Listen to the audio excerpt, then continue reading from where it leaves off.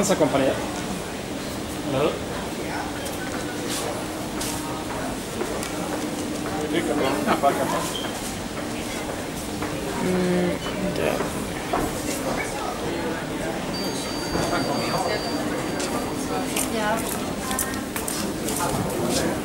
Ja, jag vet inte, han filmar hissar så jag vet inte vad vi ska... Hur det ska åka. FP. Ja. Det är hans stora intresse. Ja. Ja. Här ser man. Oh.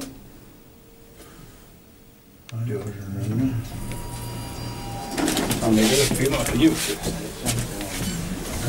Ja, nu så kommer jag till.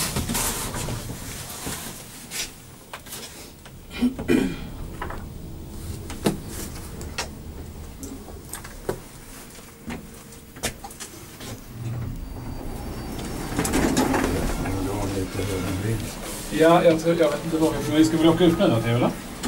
Skulle du åka på P1 eller? Ja. Nej, nu var det PT. Va? Åker vi högst upp nu? Japp. Det gör vi. Det är svårt. Där var det. Ja. Hej, hej. Ja.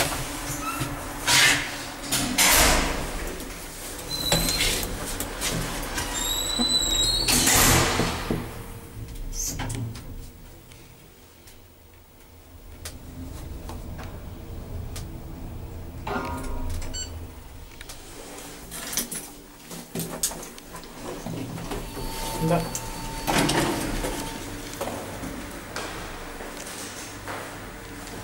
Nu är det ganska djupt ner. Vi gick ner där. Ja.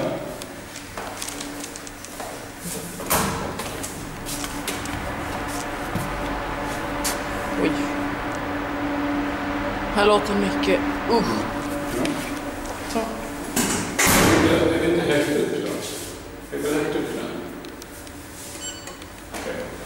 Jag har ingen aning. För att hissarna... Det här parkeringen är högt upp i huset. Nu går det ju bara att åka ner.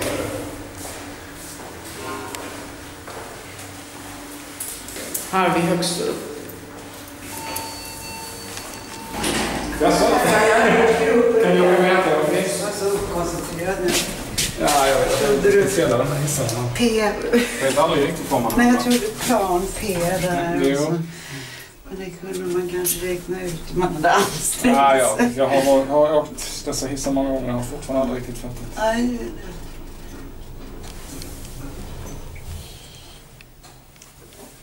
Nu tror jag är framme i alla fall. Ja.